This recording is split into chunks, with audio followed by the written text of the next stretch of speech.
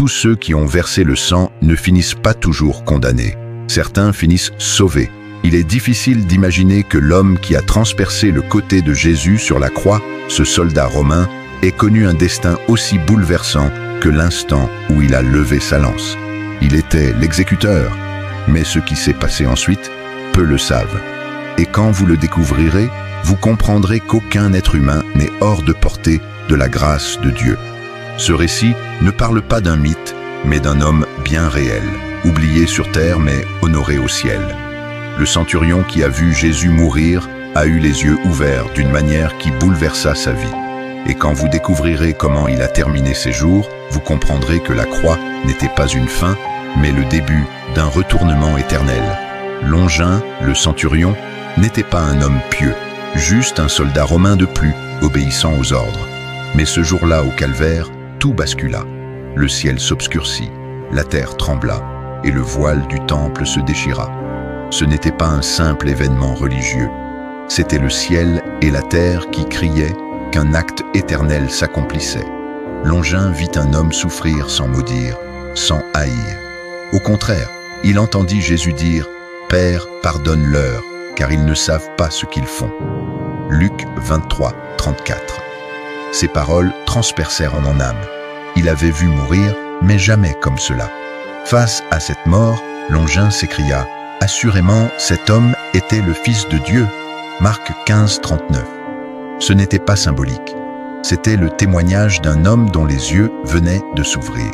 Il ne se tenait plus devant un condamné, mais devant Dieu fait chair.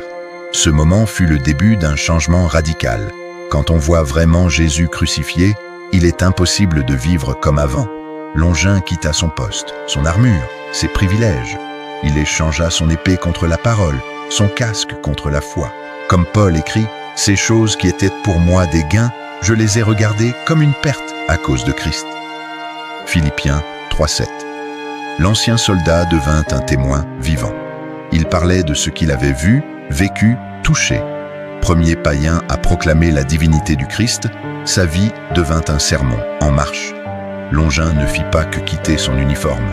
Il adopta une nouvelle mission, vivre en disciple de Jésus. Il était désormais vu comme un miracle vivant. Comme l'écrit 2 Corinthiens 5, 17, « Si quelqu'un est en Christ, il est une nouvelle créature. Les choses anciennes sont passées. Toutes choses sont devenues nouvelles. » Cette nouvelle identité le poussa à sortir de l'anonymat pour entrer dans la lumière de sa mission. Car celui qui a été racheté ne peut garder cette lumière pour lui. La tradition rapporte que Longin souffrait d'un trouble des yeux, comme s'il ne voyait pas pleinement. Mais au moment où sa lance perça le côté de Jésus, du sang et de l'eau jaillirent et le touchèrent. Il fut guéri. Jean 19, 34. Ce miracle n'était pas seulement physique. Dieu semblait lui dire « Maintenant, tu vois, tu as blessé, mais moi, je guéris. Tu as frappé, mais je t'offre la vie. » Longin avait touché le corps de l'agneau de Dieu qui ôte le péché du monde. Sa culpabilité devint un appel au salut. Cette guérison fut un baptême intérieur. Sa cécité spirituelle laissa place à la foi. Il ne fut pas seulement pardonné, il fut envoyé. Comme dans Actes 26, 18, « Afin que tu leur ouvres les yeux, pour qu'ils passent des ténèbres à la lumière. » Ce verset résume le chemin de Longin. Guéri, embrasé par la foi, Longin ne pouvait plus rester immobile. Il quitta Jérusalem, annonça l'Évangile partout où il passait, témoignant de la gloire de la croix. Dans Romains 10h15, il est écrit « Qu'ils sont beaux les pieds de ceux qui annoncent la paix, qui annoncent de bonnes nouvelles. » Son témoignage était différent, profond, vrai. Il parlait avec larmes, avec vérité. Son regard portait la mémoire vivante du calvaire. Longin ne criait pas, il racontait ce qu'il avait vu, ce que Jésus avait fait pour lui. Et cela brisait même les cœurs les plus endurcis. Mais l'Empire ne tolère pas les déserteurs, encore moins ceux qui choisissent Christ au lieu de César. Longin fut dénoncé, traqué, persécuté. On lui proposa de renier sa foi, il refusa. Comme Pierre, nous ne pouvons pas ne pas parler de ce que nous avons vu et entendu. Acte 80. Ni la prison, ni la menace ne l'effrayèrent. Celui qui a vu Jésus mourir et ressusciter sait qu'aucune prison n'est éternelle. Il fut exécuté avec la paix qu'il avait vue sur le visage de Jésus. Il priait encore lorsque sa tête fut posée sur le billot. Il fut couronné dans les cieux comme martyr de la foi. Apocalypse 2:10. Sois fidèle jusqu'à la mort, et je te donnerai la couronne de vie. Son corps fut enterré en Cappadoce, là où les gens venaient chercher foi et guérison, pas à cause du soldat, mais à cause de ce qu'il représentait, un homme transformé par Jésus. Son histoire avait commencé dans l'exécution, mais s'acheva en exemple. Preuve que seul l'Évangile peut inverser un destin avec une telle perfection. L'Église le reconnut comme Saint Longin, pas par tradition, mais par inspiration. Son nom fut chanté, honoré, gravé dans la mémoire des croyants.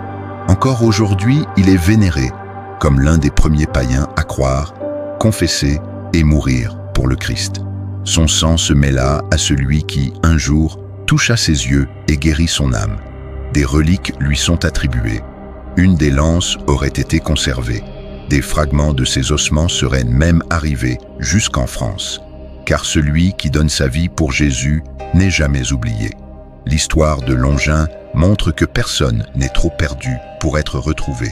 Il a commencé comme ennemi de la croix et il a terminé comme martyr de l'Évangile.